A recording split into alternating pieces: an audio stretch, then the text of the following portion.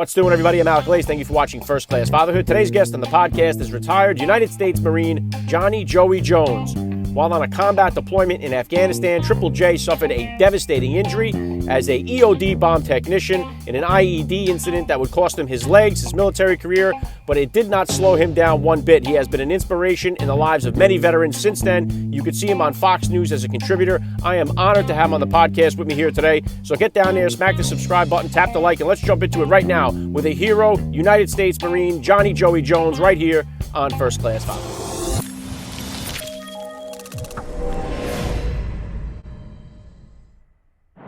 Joining me now, First Class Father, Johnny Joey Jones. Welcome to First Class Fatherhood. Thanks for having me on. I don't know if I'm first class, but I'm honored to be here, and I love being a dad. Well, it's an honor for me to have you. Thank you for your service. And let's start just like this. How many kids do you have, and how old are they? Yeah, I've got two kids. I've got an 11-year-old son.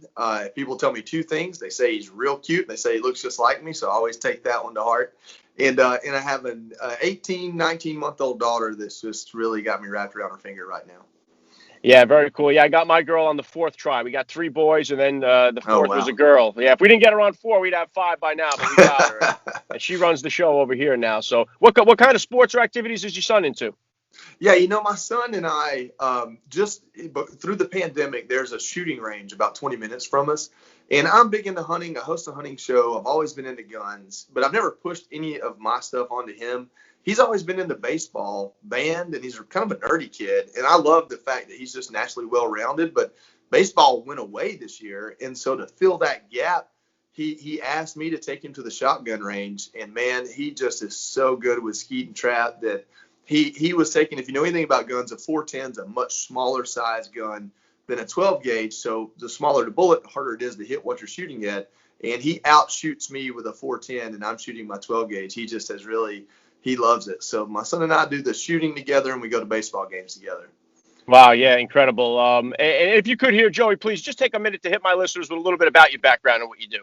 Yeah, no problem. So, yeah, just real quick, I'm from North Georgia, and I'm a country boy if you can't hear it in my voice. I served in the Marine Corps for 8 years, and during that time, I became an EOD tech or a bomb tech. And in 2010, I stepped on an IED in Afghanistan after deploying to Iraq in 2007. So lost my legs above the knee, and the rest, as they say, is history. When I got back and recovered, how I got my son is kind of a story in and of itself. And so when I came back from war, I had no legs, a brand new son, and a girlfriend that would become my wife. So life changed quick, but it was all for the better. And so now I'm a Fox News contributor and host, and I'm passionate about politics, but more than anything, I'm just passionate about this country. Yeah, very well said. And again, thank you for your service and your sacrifice. It's amazing. People always ask me when I have these big guests on my show, they say, who's the favorite guest that you have on? And it's always the military guys that I have on the show. It's always got a special place in my heart. And I really admire what you guys do and what you stand for. So, and now I always like to ask the dads how becoming a father changed your perspective. You got a unique story with this. So along your journey, how old were you then when you became a dad? And then how did becoming a father change your perspective on life? Yeah, this is in conservative politics, sometimes people, kind of clutch their pearls when I tell this, but I have to be honest and tell the truth. And so my son was a result of what you would call a one-night stand. I was living in Florida, about 8 hours from my hometown. A young lady from my hometown that I knew but didn't know, I ran into her in Florida, and we had a good weekend together. And Halloween weekend, had fun. And then a year later, Halloween weekend, a year later, she called me and said, hey, I've got a 3-month-old son, and you're the dad. And I was preparing to go on a deployment as a bomb tech. I had sought a deployment because I had no responsibilities. And, the best way I can explain it is I just went into get stuff done mode. Like, I had to change his name. I had to make sure that he would be taken care of if something happened to me. I had to make sure she was getting the child support she needed to take care of him, and make sure that I had custody. And so I flew home and did all those things at once. I took her with me. We've been friends ever since. Neither one of us liked how it started, but it just really was a blessing. And really what my son gave me was a reason to want to be alive and survive that deployment and then live through losing my legs. Yeah, incredible. And Joey, I talk on the show all the time here that we got a real fatherless crisis going on in our country where too many kids are growing up and they don't have that father or father figure. And I don't host a marriage show here. I'm not a marriage counselor. I focus on just just the fatherhood aspect, and it's like Michael Irvin last year down at the Super Bowl said, you know what, sometimes you got to get a divorce or a separation from your wife or your woman, but you never divorce or separate from the kid. That's And I right. think That's I right. think it's awesome, in the relationship that you do have now. What would you say are the top values that you're hoping to instill in your kids growing up? Yeah, I think I just have a couple of anecdotes that make a lot of sense to me. And the most important thing is I always want to give my son the best in me, and if that's just a piece of him, then that means he's doing all right. The next thing I'll say is someone else gave me this advice, and it makes all the sense in the world. And I teach these things to my son, and that's that a good dad has his kids in his life, but a great dad is in his kids' lives. So when I'll get frustrated about my son playing video games, rather than just getting on to him about it, I go up and I play one with him. And I say, oh, yeah, that is cool. How about we go do this now? And I try to just teach him patience. From the time he was able to understand words, he never gotten onto without an explanation of, hey, this is why this is not right. And I don't know if I just got lucky with him or some of these things work. But the most important thing for me with my son is to be confident and empathetic, to have confidence in himself and to have empathy for others. And those are the two things that no matter what the lesson is to be learned, those are the two I try to make sure we hit on. Yeah, good stuff. And you mentioned there too that your son doing the shooting with the guns right now. Gun sales have skyrocketed. Yeah. Applications for guns have skyrocketed this last year. Pandemic, election cycle, whatever it may be, whatever the reason is, more people are owning guns now. I'm a guy that never grew up around guns, never fired guns. In fact, I had a Navy SEAL on here that invited me to come shooting, and it was the first time I ever really shot a gun. It was pretty intense for me. But what I want to ask you is, we have these guys. One of the things for me is having a gun in the house when you have children and you're not a guy like yourself, a Marine or an ex-military or officer. What kind of advice do you have for the dad out there that is one of these guys that went out, got a gun permit, purchasing a handgun because he wants to protect his family, but he's really not familiar with the gun and he's got kids in his house? What kind of advice do you give that dad? How to do this, how to go about learning what to do and be safe about it? Yeah, you got a stove, right? You got kitchen utensils, you got knives, you've got a vehicle, you've got steps, you've got a pool. There are dangers everywhere you turn. Respect a gun is the same thing. And so the biggest problem with gun ownership, in my opinion, isn't how deadly the gun is, it's how careless the person is. And that's the difference, right?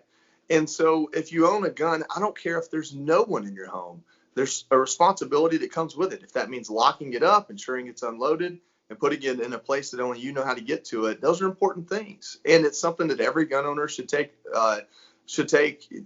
not take lightly. And when you have your kids around, if you do those things already, adding a kid to the situation is no big deal. The second thing I'll tell you is before my child ever held a gun, he learned to respect the awesome power of a gun. We have weapon safety rules that before he touches a gun, he has to recite to me. And now he has a shotgun in his room, and I trust him. I don't think twice about it. Now the ammunition's in my locker, but he has a shotgun in his room, and that's on purpose. And that's so he understands that with responsibility comes power and opportunity. And by letting him keep his 410 shotgun over his bed in his room, then he knows that he has shown that responsibility and he takes it more seriously. And so for me, the advice is, how you live your life. You know how you mitigate dangers. Treat the gun the same way, and there's not a problem there. Yeah, great stuff. And how old was your son then when you first allowed him to fire a weapon? What's a good age to start introducing kids? I mean, I'm obviously different when you have a Yeah. Marine dad, but I'm saying, what is a good safe age to start introducing kids how to fire a weapon, clean a weapon, the whole bit? You know your kid better than I do. My daughter is 18 months old, and she surprises me every single day with things she's learned that I did not teach her, that she observed. And so it's never too early, if you're going to be a gun owner, to talk to your kids about guns and how to treat them responsibly. And then for me with my son, I think I have a video of him sitting in my lap, at 2 or 3 years old, shooting a Cricket rifle, which is a single shot 22 at Coke cans. Now, he didn't hold guns regularly and become a part of his life regularly, and probably until he was 9 or 10 years old, because for me, it was all about him wanting to and him asking questions and showing the interest himself. I didn't want to push it on him or make it a chore or something he wouldn't enjoy, because then he might get careless and then he might not respect it. And so for my son, at about 9 years old, once his body came big enough that he could handle a gun, he's had the opportunity to come with me and learn, and he's done it. And now at 11 years old, and everybody says this, but my son's a brilliant kid. The school can't keep up with how fast he learns. And so 11's good for me. 13 might be good for my daughter. I was 15 before guns were part of my life because I'm a slow learner. But whenever your child starts to show responsibility and show that they understand the concept and will hold to it, that's when I think it's time, if that's what's going to be a part of your family's activities, that's you bring it in with that notion of responsibility. If he can do his homework, if he can keep his shoes clean, if he can keep his room clean, if he can keep up with an iWatch. His mom told me 3 or 4 years ago she bought him a phone, and it's like, well, if you can keep up with an iPhone, then you can have the responsibility of this gun. So let's start integrating that lesson in there, and that's how I handled it with my children. Yeah, well, so yeah, it's funny how different all of them are. Like some of them, like Yeah. I watched them doing the dishes, and I'm like, this kid's gonna drive a car someday. Like I got to do a better job here, But and then switching gears now to your daughter, I think you said 18 months. What's your bedtime routine look like with her? Are you a storyteller, a book reader, a lullaby guy? How does your bedtime routine look with her? We read books all day long. It's literally her favorite thing to do. And so at bedtime, it's not going to capture her attention because she's bringing me books all day. I work from home. My wife works from home. Our hours are a little bit funny. She doesn't have to get up till 10 and she doesn't have to go to sleep till 10. So once school starts, we're going to regret that. So we're going to have to get back into the swing of things. But that's what's conducive for our life, and it keeps her a full night's sleep. I will tell you, I got to brag on my wife. My daughter has slept through the night since she was 4 months old. And it's really amazing what my wife's able to do. So as a dad, and for the dads that watch this, we're playing second fiddle most of the time anyway. So our job is to reinforce those things that the mom just gets right and you don't know how. But when it comes to be ready for bedtime, with my daughter, it's a Disney movie. It's a way to connect. We don't do a whole lot of screen time. And when we do screen time, we want it to be a family event for as long as we can. I mean, she's going to get old enough and want to play video games and just can't tackle that head on. You got to have some leeway. And so for now, we enjoyed the whole Disney, the lessons you learn from Fox and the Hound. And even though they may kind of censor some of this stuff out moving forward, there are really good lessons in these older movies that teach you life isn't easy and it isn't fair, but there's joy and family and love. And even in dark moments, bright things can shine. And so those are the kind of movies. And that's normally what we do is we lay down in the bed and watch a movie until she's sleepy and then put her in her bed.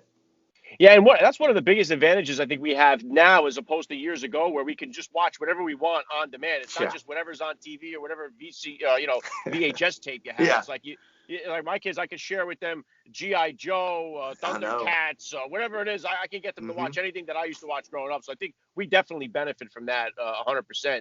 And screen time, that's been an issue now. We seem to have had a little bit of a handle on it before the pandemic, and now it's gotten out of control with everything. But how about as far as discipline goes, especially now with your son? What type of disciplinarian are you as a father, and is that different than the discipline style that you grew up with? My dad was, I tell people all the time, my dad was a Marine that never had to go to boot camp. He just had the personality. He was a brick and block mason. He was up before the sun, worked as long as he could, and then worked when he got home for work the next day. It's just who he was. And so I think I got a lot from him.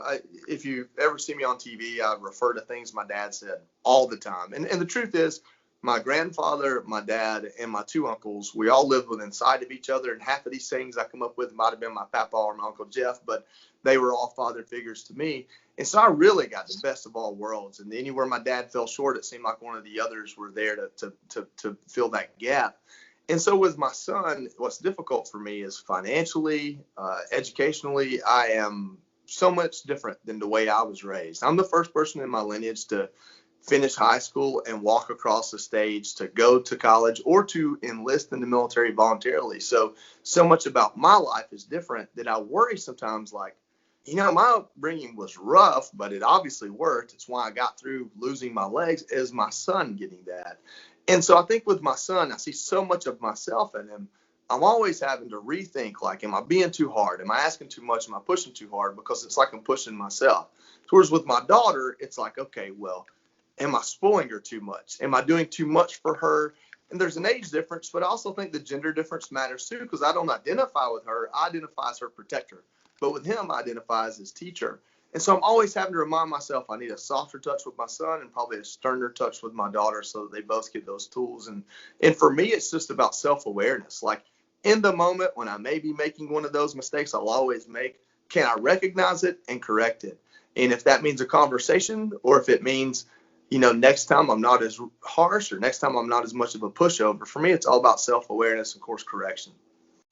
Yeah, really good stuff, Joey. And one of the things that concerns me a little bit is that I think like we create these things for our kids, like they have organized sports at 4 years old, and it's like we're Yeah. like when we were kids, we played in the neighborhood, and we picked all teams, we made up the rules, or Yeah. we settled all the fights. There was never any parents, reps, Yes, and that's right. teachers and coaches. But I worry sometimes if they're not developing those kind of problem solving skills that we just kind of got on our own, if we're somehow robbing them of that, and how that's going to turn out down the line.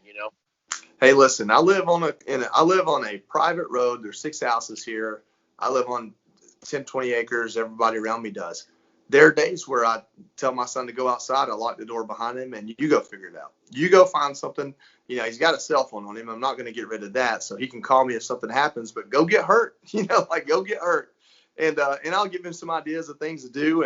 And he's wrecked his bicycle, and I want him to go and experience that, because that is invaluable. And at the end of the day, we're not going to be there to hold their hands. Now, that doesn't mean I want my son to get hurt, but scrapes and bruises are life lessons at their best. And you earn scars, and that's what I tell people all the time. You earn a scar through an experience. I don't want him to be scarred up, but I want him to have that reminder. Hey, man, if I do this, it's going to hurt. Don't do it again. Or, you know what, man, that was so fun, it was worth the risk, and then we'll talk it out. And so I'm a rough around the edges guy in that respect, and it's going to be interesting to see if I can treat my daughter the same way. I don't know, but I'm going to try, and I know her mom will be there for it too. Yeah, I'm definitely one that's struggling with that. My daughter is 6. She's my youngest, my only girl. So my wife is constantly reminding me, hey, you're a lot tougher on the boys than you are Yeah. on her. So she definitely handles the discipline a lot different with our daughter than I do. So, and what about as far as you're always on Fox, you're always on TV? How does your son have any interest in anything like that in the broadcast end of it? What does he think about your appearances on TV and all that? It's something that we haven't had that face-to-face conversation about, but I see it all the time. He does have my personality. I mean, we are so much alike. And when I tell him, look, man, I went to war twice and lost my legs to have this opportunity, because those are the things that mattered, not just being on TV. Like, if all I wanted to do was be on TV, I wouldn't have anything valuable to contribute when I went on TV. So go live your life. And if that's where it leads you back to, because you're around that and you have some talent for it, that's okay too. But go live your life and do something important to you, not just to other people. And we have had that conversation. But I will say, with my son, he is so smart and so interested. Like, I picked him up from school the other day. He gets in the truck. He's 11 years old. And he's telling me about GDP and human capital and goods and services. And so I think he's actually interested in government from a more, what you would call a wonky perspective. He wants to know why, which I had that too. If you handed me a toy, my mind went straight to understanding how that toy was put together, and half the time how it came apart. And he's much the same way on bigger concept things. So I think that what I do for a living is gaining interest in him, but I think it's more along the lines of the meat and potatoes, not the lights and cameras. Yeah, I just told my oldest son, hey, dive into this Bitcoin, find out about it, and get back to me here, because I need to know what's going on with that. Well, listen, you've had a wild life, a successful career here. What kind of goals or plans do you have here for yourself for the future? Yeah, my number one goal is always provide for my family, and providing means putting smiles on their faces too. Everything I do, I try to relate back to that, and that allows me to make good decisions and not spend too much time away. But for me, goals are simply to find a challenge and learn how to master it. There is no good school for the TV world, especially when you're coming in as a Marine. And every time I have an opportunity to do something I haven't done before is fun for me. And then if I can communicate these, the one thing I'll say is a lot of people on TV go on TV and talk to other people on TV. And they use these buzzwords and turns of phrases that are very much what you call inner beltway. And so my goal is always to think about who's watching and envision my parents or my uncle or my godparents and talk to them. And so for me, my goal is to help make that normal in TV again, so that when people get their news, they're getting an opportunity to understand it, not an opinion baked into it. Yeah, we definitely need that authenticity, especially when it comes to the media world. Definitely needed right now. So last thing I want to hit you with here, Joey, I love to ask all the dads that I get on the podcast. You may have covered it a little bit. What kind of advice do you have for that new dad or for that about to be father who's out there listening?